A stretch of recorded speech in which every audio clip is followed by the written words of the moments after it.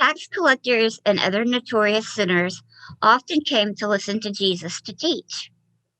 This made the Pharisees and teachers of religious law complain that he was associating with such sinful people, even eating with them. So Jesus told them this story. If a man has 100 sheep and one of them gets lost, what will he do? Won't he leave the 99 others in the wilderness and go to search for the one that is lost until he finds it? And when he has found it, he will joyfully carry it home on his shoulders.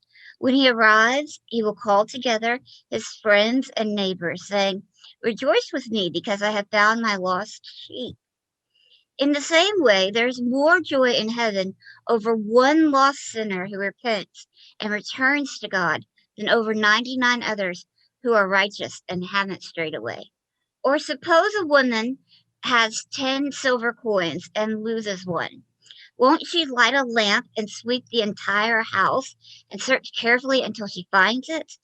And when she finds it, she will call in her friends and neighbors and say, "Rejoice with me because I have found my lost coin." In the same way, there's joy in the presence of God's angels when even one sinner repents. To illustrate further this point, Jesus told them this story. A man has two sons. The younger son told his father, "I want my share of your estate now before you die." So his father agreed to divide his wealth between his sons.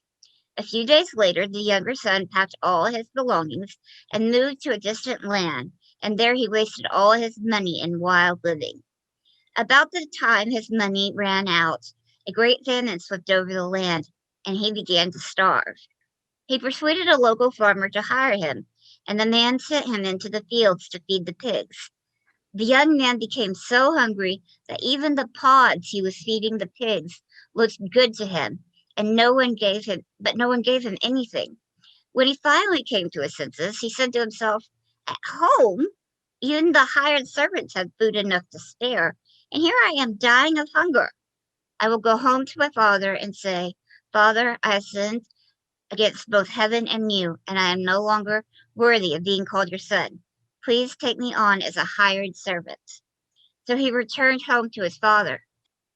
And while he was still a long way off, his father saw him coming. Filled with love and compassion, he ran to his son, embraced him, and kissed him. His son said to him, "Father, I have sinned against both heaven and you, and I am no longer worthy to be called your son."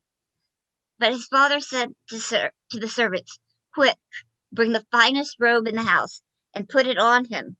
Get a ring for his finger and sandals for his feet, and kill the calf we have been fattening. We must celebrate with a feast, for this is my son who was dead and has now returned to life. He was lost, but now he is found." So the party began. Meanwhile, the older son was in the fields working. When he returned home, he heard music and dancing in the house, and he asked one of the servants what was going on. "Your brother is back," he was told, "and your father has killed the fatted calf, and we are celebrating because of his safe return." The older brother was angry and wouldn't go in.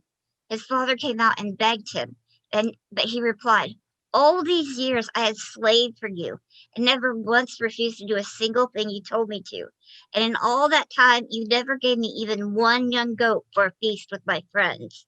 Yet when this son of yours comes back after spending on prostitutes, you celebrate by killing the fatted calf." His father said to him, "Look, dear son, you have always stood with me, and everything I have is yours.